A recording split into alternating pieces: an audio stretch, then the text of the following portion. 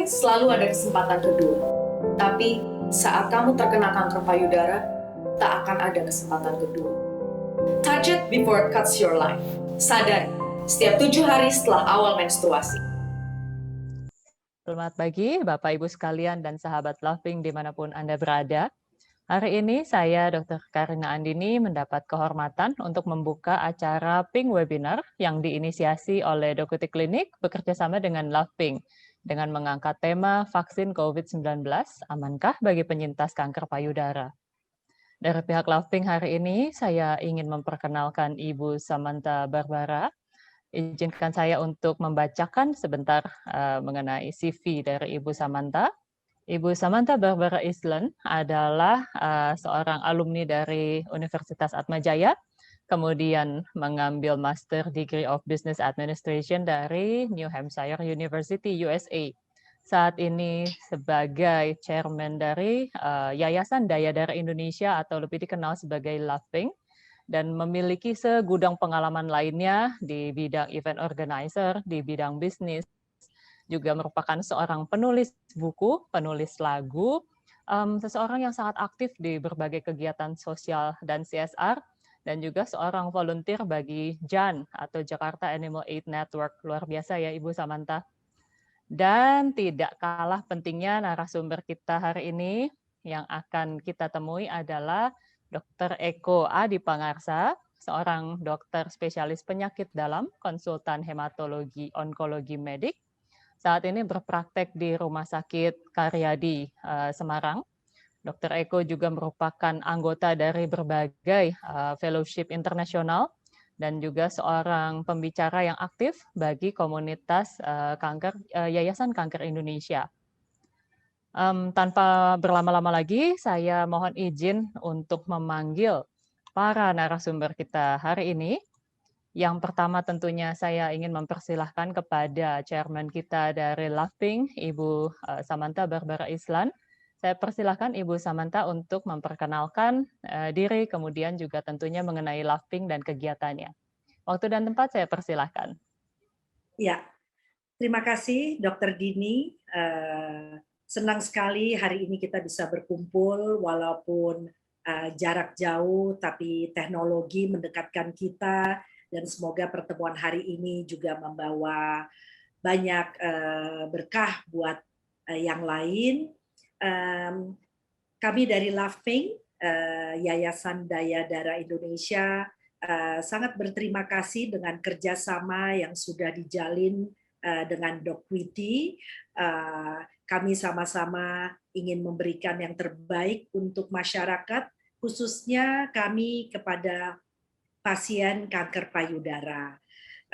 Seperti diketahui, misi Laughing adalah edukasi, sehingga ini merupakan media atau alat bantu memberikan informasi yang saya rasa akan memberikan, mudah-mudahan akan memberikan pencerahan kepada teman-teman penyintas dan survivor. Terima kasih sekali. Kami juga ingin mengucapkan terima kasih kepada Dr. Adi dari Semarang jauh-jauh berkumpul dan menyempatkan diri untuk nanti memberikan info-info yang masih menjadi tanda tanya buat kami para penyintas dan para warrior. Terima kasih juga, nanti kami dibantu oleh rekan saya, sahabat saya, Vertina Sari, survivor yang luar biasa. Jadi memang Laughing ini isinya dijalankan oleh survivors. Jadi dari survivors untuk survivors. Terima kasih. Mudah-mudahan acara ini bermanfaat bagi semuanya. Terima kasih Dr. Dini. Baik, terima kasih Ibu Samantha. Untuk memulai acara hari ini mungkin akan segera kita mulai dengan sesi tanya jawab. Tentunya Ibu Samantha, Mbak Sari, dan Dr. Eko, apakah sudah siap untuk memulai sesi diskusi kita hari ini? Siap. Baik, mungkin saya persilahkan kepada ketiga narasumber kita hari ini untuk menyalakan kamera, kemudian memastikan bahwa mic-nya dalam kondisi on, dan saya persilahkan kepada Ibu Samantha untuk memulai dengan pertanyaan pertama kepada Dr. Eko. Silahkan disimak teman-teman sekalian.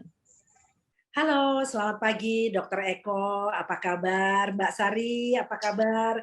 Kita Baik. bertiga mau ngobrol-ngobrol nih Dok. Dokter gimana di Semarang Dok?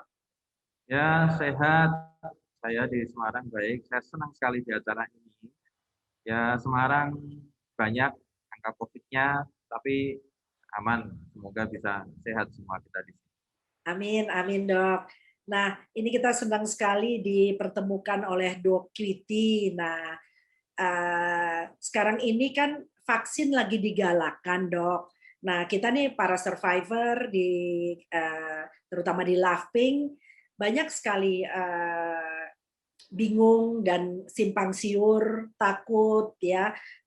Apalagi takutnya ada dua, takut yang ada yang takut sakit, ada yang tidak tahu nanti apakah boleh divaksin.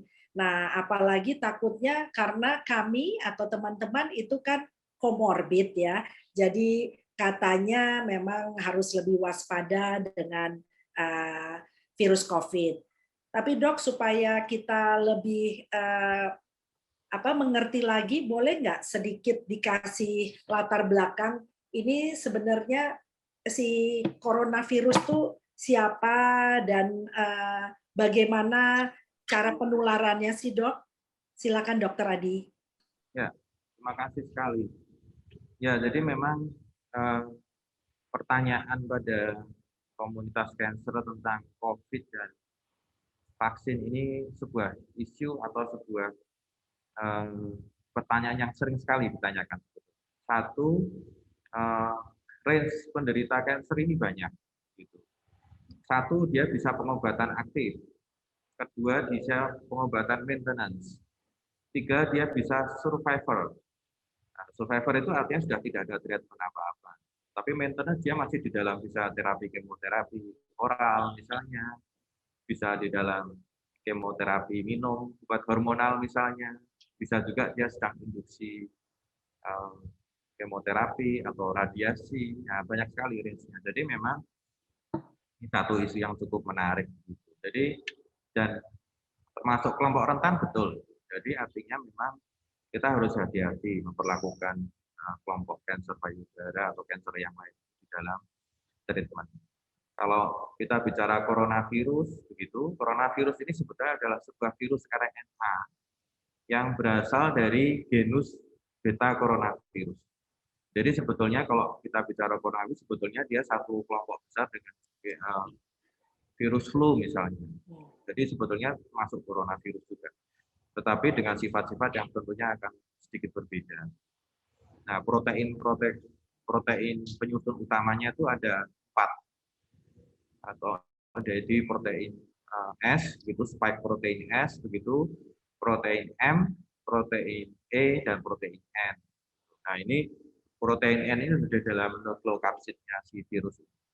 Protein S ini yang kemudian dikembangkan oleh si banyak perusahaan vaksin untuk membuat gitu. Jadi basisnya hampir semua sekarang yang ada di sini itu adalah dari protein S ini atau S spike.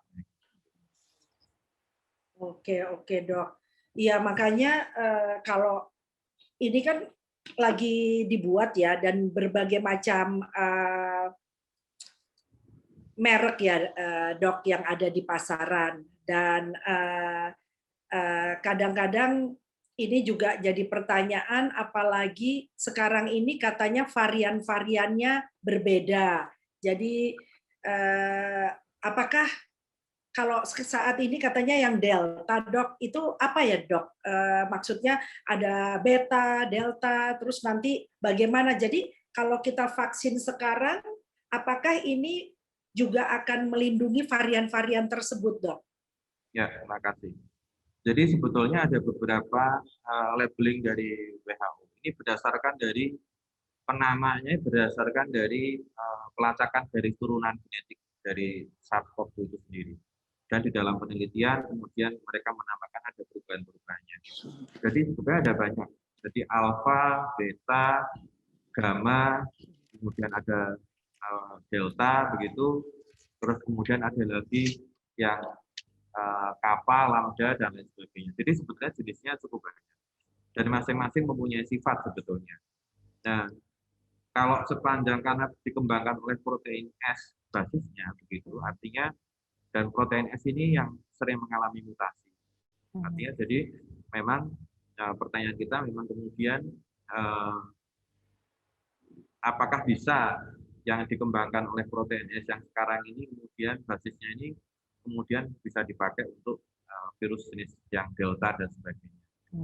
Jadi memang ini dan itu jawabannya memang penelitian. Artinya saya tidak bisa menjawab ini sekarang karena penelitian itu masih berjalan. Jadi kemarin ada isu yang mengatakan AstraZeneca tidak bisa baik untuk jenis delta, tapi kemudian dibantah oleh penelitinya bahwa itu bisa dan seterusnya. Saya kira kita akan melihat itu di dalam efikasinya, begitu. Apakah ini kemudian bisa mempunyai efektivitas yang sama di dalam perjalanan, nanti kita baru akan tahu karena memang semua kan dibuat di dalam waktu yang cepat begitu ya. Ya, Dok. Ya, memang kita bersyukur sekali seluruh dunia berusaha untuk menciptakan vaksin-vaksin ini. Setuju, Dok, betul. Jadi memang vaksin ini akan berjalan ya, Dok ya, sesuai dengan perkembangannya dan bagaimana perkembangan virus itu sendiri. Nah, pertanyaannya yang selanjutnya nih, Dok. Jadi sebenarnya vaksin itu apa sih, Dok? Apa manfaatnya dan juga saya dengar ada yang vaksin saat ini menggunakan virus yang aktif, virus yang mati. Nah itu orang juga bingung ya, Dok ya. Gimana tuh, Dok, kira-kira? Ya, jadi vaksin ini sebetulnya adalah vaksin itu adalah tindakan kita, vaksinasi itu adalah tindakan kita memasukkan antigen ke dalam tubuh kita. Itu namanya vaksinasi. Obatnya namanya vaksin, tapi prosesnya adalah vaksinasi.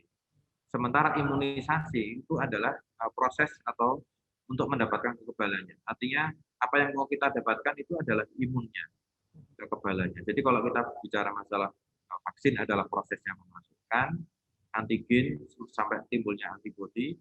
Kemudian prosesnya timbul antibodi karena proses vaksin yang dimasukkan itu namanya proses imunisasi atau proses imun timbulnya. Jadi sebetulnya dua yang kelihatannya sama tapi sebetulnya berbeda karena memotret dari dua sisi yang berbeda. Nah, imunisasi itu ada dua. Satu bisa imunisasi aktif, dua bisa imunisasi pasif. Gitu. Jadi kalau kita memasukkan proses antigennya itu, proses antigen yang kita masukkan, itu kita mendapatkan proses imunisasi aktif. Karena yang mau kita cari adalah reaksi antibodinya.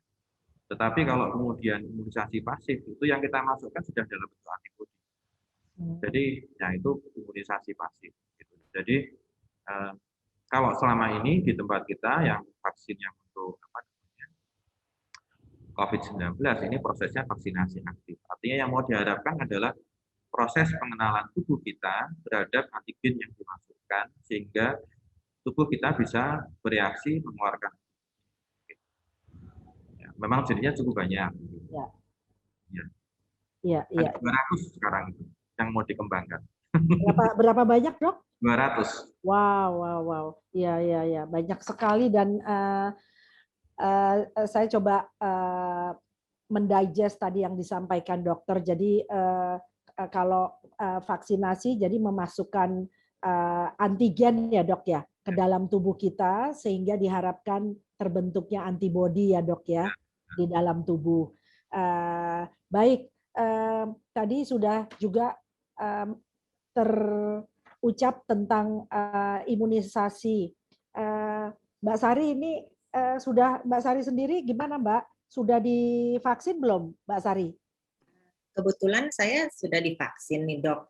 Tapi saya mau tanya nih ya, kenapa sih setelah vaksin itu ada efek-efeknya tuh berbeda-beda setiap orang. Jadi ada yang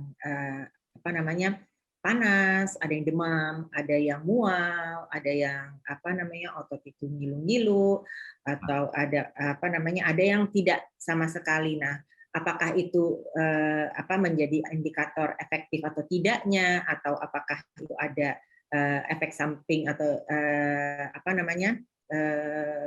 dari kesehatan atau kondisi masing-masing, itu bagaimana ya dok?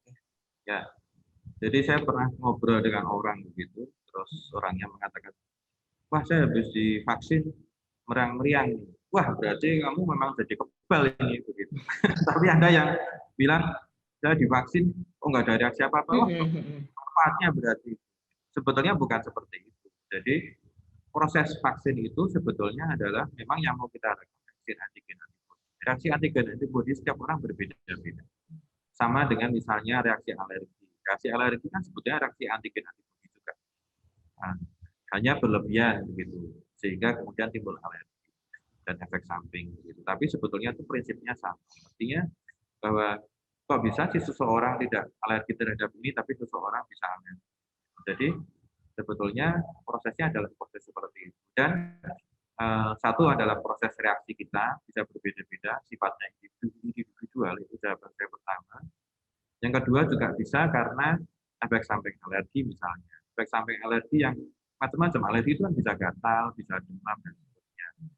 Karena vaksin itu sendiri dibuat oleh dua. Satu oleh bahan aktif, yang kedua oleh adjuvan, bahan pendukungnya. Bahan pendukung ini yang bisa macam-macam, bisa aluminium, bisa zinc, bisa apa yang bisa untuk membawa supaya ini bisa stabil di dalam darah dan seterusnya. Itu yang kemudian kadang-kadang reaksi tubuh juga berbeda terhadap. Jadi apa namanya banyak yang bisa dikaji begitu seseorang ini sebetulnya kalau bereaksi seperti ini kenapa bisa beda. Tapi itu tidak disimpulkan bahwa yang tidak bereaksi kemudian tidak kebal, kemudian yang bereaksi itu artinya dia justru lebih baik dan seterusnya. Dok, aku mau tanya satu lagi nih dok. Apa namanya? Kan ada yang bilang gitu salah satu merek vaksin tertentu itu tidak baik untuk yang mempunyai penyakit komorbid kayak gitu. Apakah itu benar ataukah semua vaksin itu sebenarnya aman digunakan untuk siapa saja? Secara prinsip sebetulnya vaksin itu aman secara prinsip. Artinya dia sudah melewati fase yang cukup panjang. Gitu. Di dalam perjalanannya, saya bilang tadi, bisa kemudian dia memang bereaksi di dalam orang lain. Isu yang banyak berkembang memang AstraZeneca dan Johnson & Johnson yang banyak berkembang di sana dengan kejadian trombosis. Memang mungkin kejadiannya lebih tinggi dibanding dengan jenis yang lain, tetapi persentasenya sangat-sangat kecil sebetulnya. Begitu. Jadi sangat-sangat kecil. Jadi artinya kalau kita bilang ya sebenarnya tidak mengurangi efektivitas si vaksin ini sendiri karena sebetulnya banyak juga nanti kalau kita lihat berita mungkin Ibu searching di berita banyak itu ada yang seorang habis divaksin merek yang lain kemudian dia tiba-tiba jatuh panas meninggal misalnya begitu. Ada juga mungkin di sana, tapi apakah itu karena vaksinnya juga dan seterusnya dan apakah itu kejadian KIPI ini bisa terjadi pada semua orang dan efeknya sama, tentu juga tidak. Jadi artinya tetap ada faktor-faktor individual yang ada di dalam seseorang begitu, tapi tidak mengurangi manfaat. Yang penting kehati-hatian saya gitu. Artinya bahwa pada saat vaksin kita harus dalam keadaan sehat, kemudian fasilitas kesehatan dokter juga harus siap gitu dengan efek samping yang mungkin terjadi. Iya, wah luar biasa. Untung kita sudah sempat vaksin ya, Mbak Sari ya. Jadi minggu lalu kami bersama 250 survivor dok, kita melakukan vaksin bersama. Nah, tapi tetap saja ada pasien-pasien kanker payudara yang belum sreg.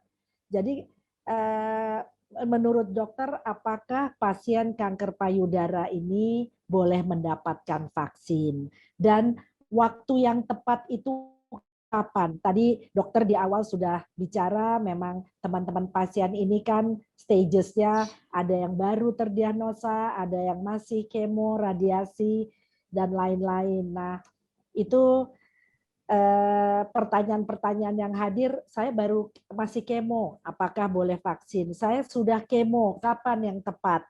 Nah, boleh dok informasinya buat teman-teman dok?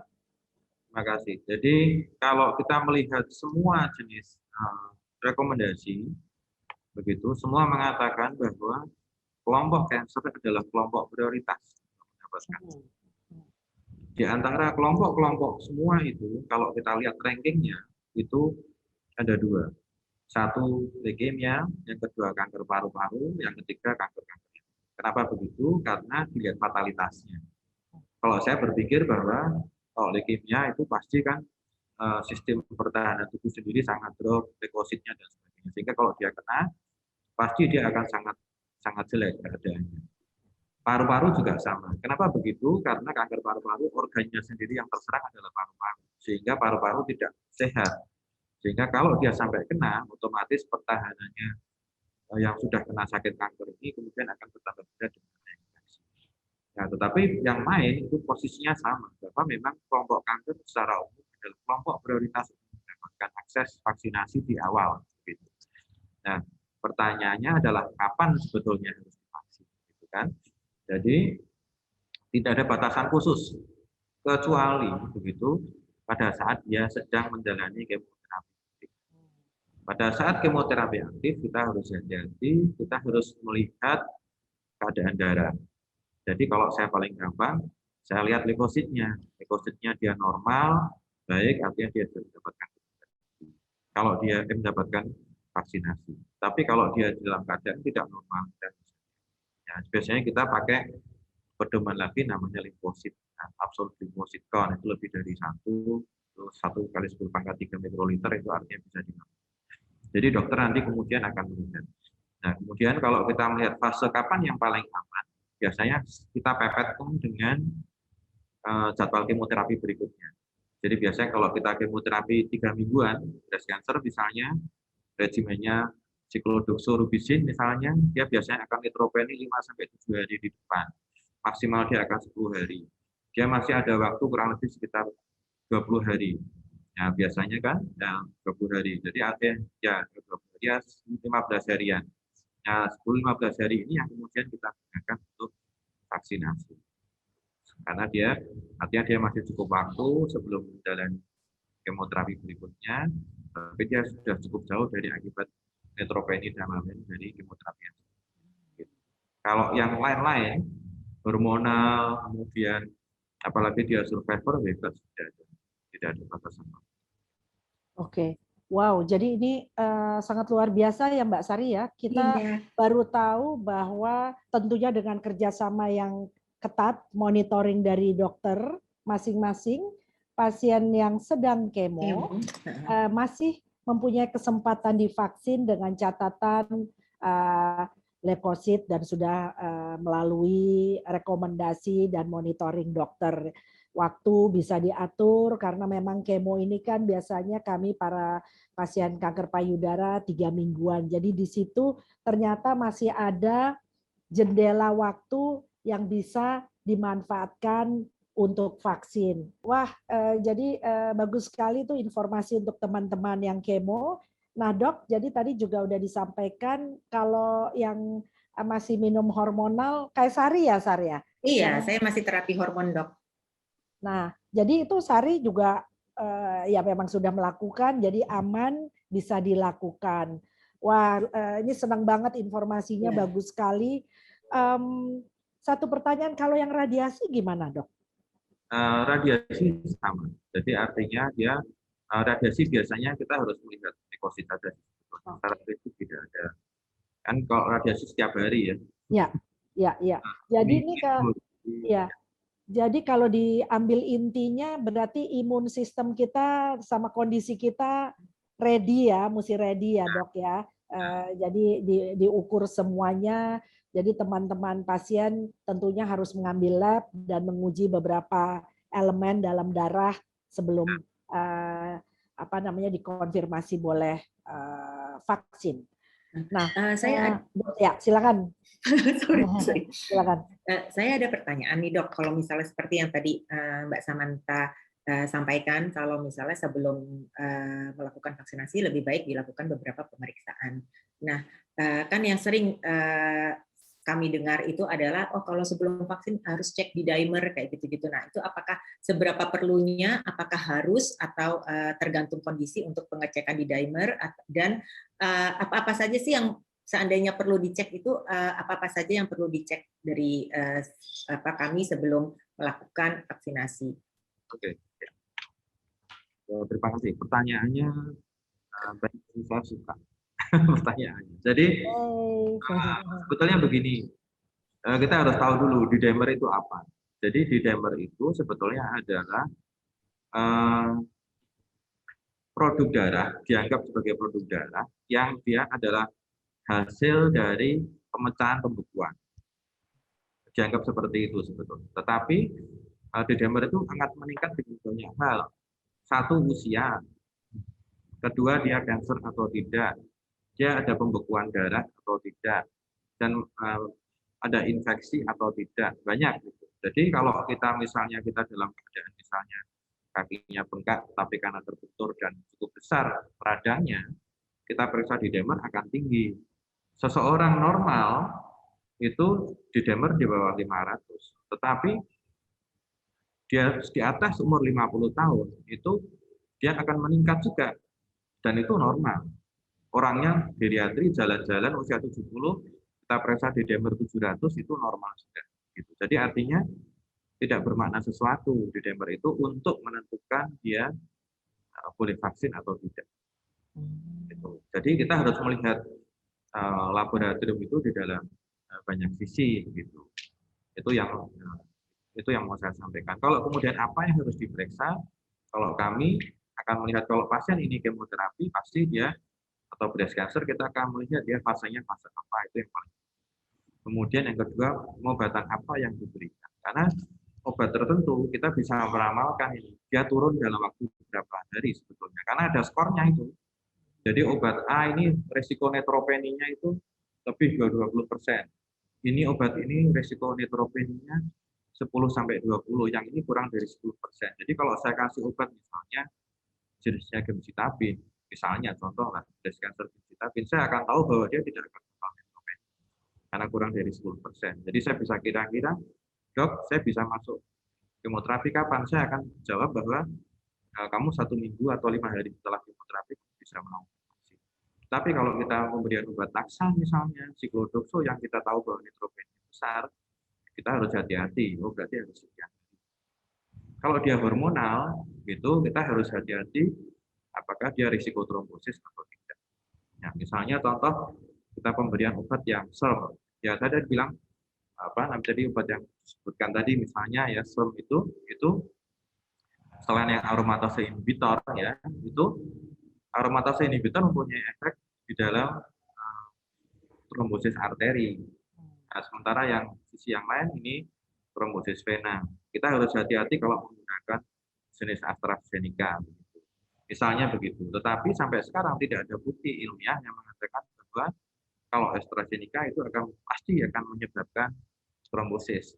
Kejadiannya kecil. Jadi paling tidak kita harus hati-hati. Oh, kita ini pakai ini dia menggunakan hormonal. Jadi kita harus cukup pengawasan lebih ketat. Misalnya cerita sama pasiennya. Kalau nanti ada sesuatu trombositnya tiba-tiba rendah atau tiba-tiba kakinya jadi ada bengkak misalnya gitu, cepat hubungi kami. Gitu. Misalnya contoh begitu. Kayak gitu. Iya. Sari, bagus sekali pertanyaannya. Tapi untuk sebagai wrap up, dok, jadi kalau seorang survivor masih bertanya, aduh saya kondisi saya bagus nggak sih nih, ya untuk siap nggak menerima vaksin atau teman-teman yang pasca radiasi. Kalau kita ambil darah di lab, apa saja dok yang harus ada selain leukosit itu dok? Apakah seluruh atau ada elemen-elemen khusus lagi yang perlu kita monitoring? Kalau secara khusus tidak ada. Jadi kalau kami sih, kalau dia kemoterapi ya dia harus darah lengkap. Kita bisa hitung jumlah leukosit, kemudian kita hitung jenisnya, neutrofil dan leukosit semua dalam keadaan baik. Oke, tapi kalau teman-teman survivor kayak di luar sana kan masih banyak ya dok ya, perlu ambil darah dulu nggak sebelum vaksin atau memang ya kita sehat, merasa sehat, ya sudah gitu, laksanakan. Kalau survivor tanpa treatment sama dengan populasi yang lain, dia dianggap sebagai populasi lain. Jadi artinya Oke dok. Nah ini kan ada nih teman-teman di luar sana juga udah ambil 2 kali dosis, ternyata masih juga setelah 3 bulan kena positif COVID. Walaupun kondisinya tidak kayak teman-teman lain yang kena COVID, jadi lebih mild. Nah, apakah kalau kemarin itu mereka suntiknya pakai merek A, apakah nanti boleh sekian waktu, nah sekian waktunya tuh berapa lama, di booster atau pakai vaksin lagi dengan merek yang lain, Dok? Oke, jadi kalau memang tidak semua vaksin ini di dalam penelitiannya kan ini mutasi ini terus Ya. terus ya. Tadi saya sudah menyampaikan bahwa dia akan apa namanya akan bermutasi di protein S-nya ini. Jadi protein S-nya mungkin nanti akan keluar lagi varian baru yang mungkin dia akan tidak bisa cukup efektif dengan pengobatan. Jadi itu yang harus menjadi catatan kita. Kami belum tahu perkembangan nanti seperti apa, tetapi memang pengembangan ilmu sampai di sana. Kemudian yang kedua, prokes memang harus ketat sampai sekarang. Jadi artinya saya belum bisa paham kenapa di luar negeri ini sangat sekarang karena sudah vaksin cukup banyak sehingga mereka bisa lebih bebas begitu ya. Jadi ini yang kita belum sampai, apalagi memang vaksinasi kita masih rendah. Kemudian yang untuk booster di dalam beberapa penelitian memang kita memerlukan booster. Jadi kemarin ada satu pernyataan di dalam WHO ya, kemarin saya baca bahwa kita mungkin akan perlu lagi booster di dalam sekian waktu. Nah, tetapi dia juga belum menetapkan, itu artinya jenis vaksin dan kemudian kapan sih harus dilakukan booster ini. Jadi sampai sekarang kita masih menunggu rekomendasi. Gitu. Tetapi saya berpikir bahwa kalau kita berpikir hal yang sama ini seperti flu, coronavirus yang flu, kita tidak mengalami kekebalan seumur hidup dengan flu. Gitu kan. Jadi artinya kita habis flu, kemudian kita sekian waktu kita nggak kena, tapi kemudian dalam waktu lagi kita bisa kena flu lagi dan seterusnya. Jadi mungkin kita tetap berhati-hati sampai keluar ilmu yang baru nanti bagaimana saya belum tahu. Iya, Dok. Betul, Dok.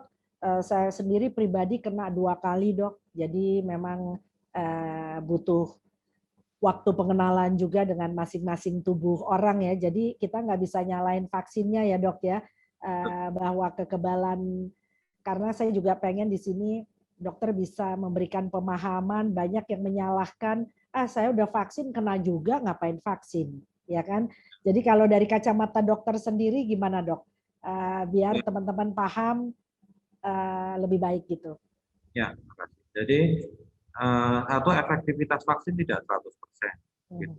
Kemudian yang kedua, banyak yang dari kasus-kasus kita ini sekarang variannya varian baru. Varian Delta yang banyak. Varian Delta ini efektivitas terhadap vaksin yang lama kita masih belum tahu. Jadi pada saat vaksin itu kemudian diciptakan, kemudian kita melakukan vaksinasi, ya mungkin untuk vaksin jenis yang selama ini ada, oke, tetapi jenis yang baru kita nanti kalau kemudian perkembangan ilmu mengatakan berbeda, kita ternyata ada vaksin baru, kita harus melakukan. Tapi artinya kita merupakan upaya kita untuk memperkecil kemungkinan. Gitu. Jadi ini semua kan tidak ada yang 100% pasti berhasil. Artinya ya tetap harus usaha kita dan memperkecil kemungkinan adalah bagian dari usaha kita. Kita pakai masker begini, ada yang bilang juga, wah itu dokter-dokter pakai masker kena juga masuk rumah sakit dirawat juga, gitu kan ada yang sama apa kita sekarang nggak pakai masker. Iya. Nah betul ya Sar, kalau kita ada yang bertanya, kita perlu tetap memberikan perlindungan kepada diri kita, memperkecil kemungkinan, resiko selalu pasti ada, tapi resikonya diperkecil. Nah ada yang bertanya, Dok, apakah vaksin itu halal, Dok? Ya, makasih. Ya. Jadi vaksin ini ada beberapa jenis sebetulnya, ya, tetapi mayoritas halal. Mayoritas saya bilang halal.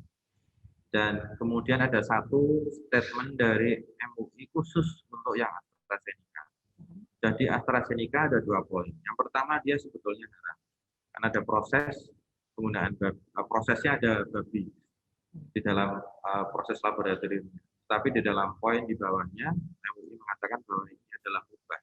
Artinya bisa dipakai dalam kondisi darurat karena keperluan, manfaat lebih banyak daripada kalau ditinggalkan.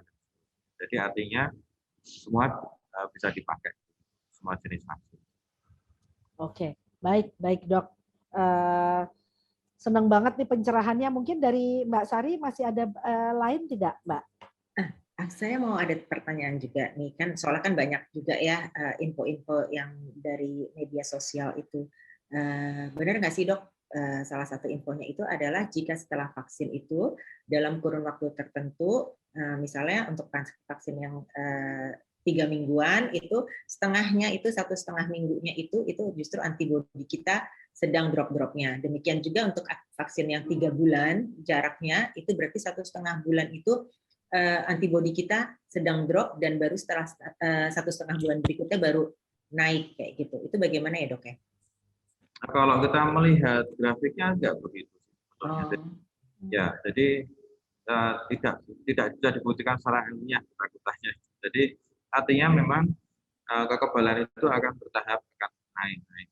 Orang mungkin beranggapan secara awam bahwa karena keadaannya habis vaksin badan malah jadi berges-berges, nggak karuan, sakit kepala dan macam-macam, itu mengatakan bahwa ini saya sedang drop-dropnya nih gara-gara divaksin. Jadi setelah itu nanti kemudian dia akan meningkat kembali. Gitu. Jadi memang tidak begitu. Jadi memang dia akan meningkat perlahan-lahan, akan makin lama makin tinggi.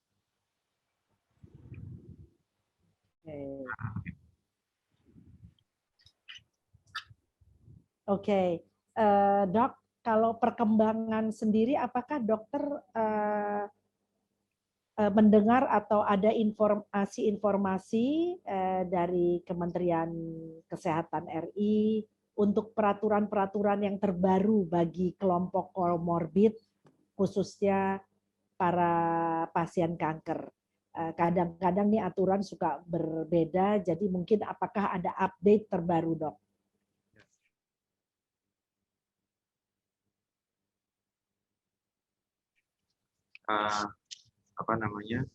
Pernyataan untuk pasien kanker ini memang di dalam klausul kita harus hati-hati begitu, harus hati-hati di dalam. Tapi kemudian banyak sekali jurnal dan kajian di luar yang kemudian mengatakan bahwa justru masuk prioritas ini begitu. Jadi ini yang kemudian sekarang masih kita. Nah, tapi kemudian untuk hal-hal baru, untuk yang dari Depkes sekarang malah justru memperluas ini pada kelompok 12 sampai 17 tahun ya yang baru. Ya, sekarang jadi ini yang hal baru dari Depkes itu bisa dimasukkan di dalam perkembangan baru bahwa vaksinasi yang aman untuk kelompok usia. Baik. Satu pertanyaan lagi, saya mengingat beberapa teman-teman pasien. Kan kita banyak yang dimastektomi ya dok ya, sehingga tangan kayak saya sebelah kiri berarti tangan kiri saya jadi ratu sejagat, nggak boleh ngangkat-ngangkat dan segala macam. Tapi ada juga teman yang mastektominya double, jadi kanan kirinya juga ada limfedemanya. Nah ini nyuntiknya di mana ya dok sebaiknya? Lengan yang mana kalau sudah demikian dok? Ya. Sebetulnya kan prinsipnya dia masuk di dalam masuk di dalam intramuskular ya sampai dalam begitu. Jadi artinya kalau kira-kira itu bisa sampai ke sana itu hal yang bisa dipakai karena vaksin juga nggak berdiri di satu tempat kan, dia bisa nyebar di mana-mana, yang penting ada reaksi antigen yang mau kita capai. Jadi sepanjang ada tempat yang lebih baik dan kita yakin dia sampai ke dalam tempat yang kita tuju itu bisa dipakai. Oke, jadi artinya juga tangan mana saja itu tidak apa-apa, bagi yang tangannya juga limfedema pembekakan juga tidak memberikan pengaruh buruk tidak. Pengaruh buruk tidak, walaupun kita bisa yakin bisa sampai ke dalam. Oke, baik. Ya walaupun mungkin efek pegel itu bisa saja terjadi seperti yang normal juga ya dok ya. Oke, nah ini bagus sekali, banyak teman-teman yang kebetulan double mastektomi, Double mereka mastectomy, bertanya seperti itu. Baik, saya rasa kalau dari Mbak Sari tidak ada lagi, kami sangat berterima kasih sekali dokter untuk bincang-bincang, ngobrol-ngobrol seputar vaksin khususnya buat para pasien kanker payudara di Lafing. Terima kasih sekali dokter. Terima kasih, Dok. Semoga kita ketemu lagi, saling merapatkan barisan untuk kebaikan masyarakat. Ya, terima kasih. Jadi acara ini cukup menyenangkan. Ya, saya cukup terima kasih, cukup berbangga diundang oleh keluarga besar Lafing, difasilitasi oleh Dokter begitu. Ya, saya ingin bahwa acara ini cukup bisa menjawab apa yang menjadi pertanyaan komunitas Lafing khususnya dan komunitas breast cancer secara umum di Indonesia. Jadi bahwa kita harus tahu bahwa kelompok cancer adalah kelompok yang mendapat prioritas untuk mendapatkan akses vaksinasi. Nah, kenapa begitu? Karena memang kelompok rentan. Nah, kemudian kedua yang saya sampaikan di sini bahwa kita harus yakin keadaan kita cukup baik. Ya, lab baik, kemudian kita tidak perlu terlalu takut kemudian dengan efek samping karena memang kejadian ikutan pasca imunisasi bisa terjadi pada semua orang. Tapi tidak khusus kalau kemudian setelah menderita kanker akan mendapatkan efek samping lebih berat dibanding yang lain dan seterusnya. Sehingga manfaat itu pasti akan lebih baik, lebih tinggi kita mendapatkan vaksinasi dibanding kalau kemudian kita meninggalkan dan takut untuk divaksinasi. Saya kira begitu. Baik, terima kasih Dr. Eko. Mungkin saya izin menutup. Bagi Ibu Samantha, Mbak Sari, Dr. Eko, terima kasih sekali untuk diskusinya dan pertanyaan-pertanyaan yang mewakili tentunya dari teman-teman penyintas kanker payudara mengenai vaksin COVID-19.